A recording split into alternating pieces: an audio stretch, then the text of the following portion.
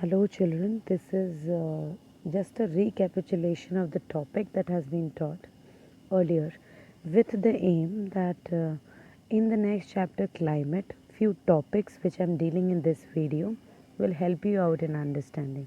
So let's just proceed. Here, you can see globe, right? The shape of the globe is the shape of the earth is geoid, that is flattened at the poles and bulge in between. And here you can see axis also, which is tilted at the angle of 23 and a half. Students, for your confirmation, let me tell you that whatever the lines that has been drawn on a globe, right, either it is longitude or latitude or axis, these all are the imaginary lines. They are not the real lines which is there on the earth. Just to study earth and uh, to find out the places, to calculate time, these imaginary lines has been drawn, right? So here you can see uh, the different important latitudes, right? The different latitudes I have shown in this figure. Uh, just ignore that torrid, temperate, frigid zone because that has not been covered. First of all, just see the figure. At 0 degree, it is equator. Above the four important latitudes, that is Tropic of Cancer, which is at 23.5 degree north, Arctic Circle, 66.5 degree north, Tropic of Cancer, uh, that has been done. So Tropic of Capricorn, 23.5 degree south, and Antarctic Circle, that is 66.5 degree south. Here, let me tell you students that North Pole and South Pole are at 90 degree, right? So these are few uh, important or the four important latitudes drawn on the earth or the globe. Here students, this figure shows that how equator divides the earth into two equal parts, that is northern hemisphere and southern hemisphere, right? Previously I have told you that north and south pole are at the angle of 90 degree.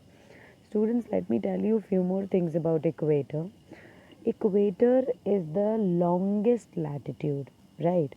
As the feature of the latitude is it keep becoming smaller towards the pole, that we will deal in the next figure.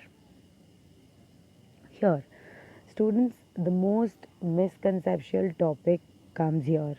When we talk about prime meridian is a longitude, an imaginary line which is at 0 degree, right? It is a semicircle. All the longitudes are semicircle, right?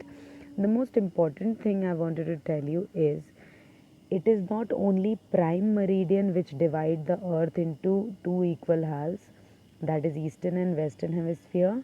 No, as you know that there are 360-degree longitude. We have 180-degree longitude in east and 180-degree longitude in west. What happens is when 180-degree east and 180-degree west meet, they are not two lines opposite side of the earth. They are one line. They meet and they make a line. So prime meridian and international dateline. International dateline is 180-degree east and 180-degree west. So a prime meridian and international dateline make a full circle that divides the earth into two equal halves, that is eastern and western hemisphere. Students, be very much clear with this concept that it is not only the prime meridian that divides the earth into two equal halves, it is both prime meridian with international dateline. One more thing, as again I'm repeating this, that international dateline is a single line. That means 180-degree east longitude and 180-degree west longitude meet at the opposite side of the equator and they form a single line. That is an international dateline. And when international dateline merge with the prime meridian, They form a circle and they divide the earth into two equal halves. Next, we have a few features that I wanted to discuss, students, with you all about latitude. As I've told you, they are the imaginary line that runs in a horizontal way, right? They are the full circles, right? They are not the semicircle, they are full circles that keep becoming smaller towards the pole, right?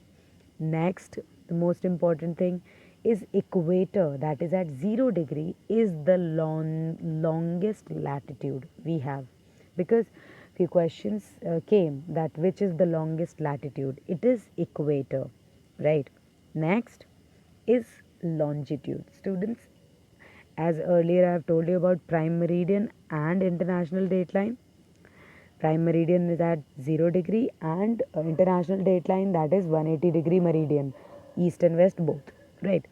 Few features I wanted to discuss, students, about longitude. They are the vertical line, vertical imaginary line, and they are the semicircles, right? They are not a full circle, and they meet at the poles. Each and every longitude meet at poles. One thing I forgot about latitude that I have not covered. Latitude, total number of latitudes are 181.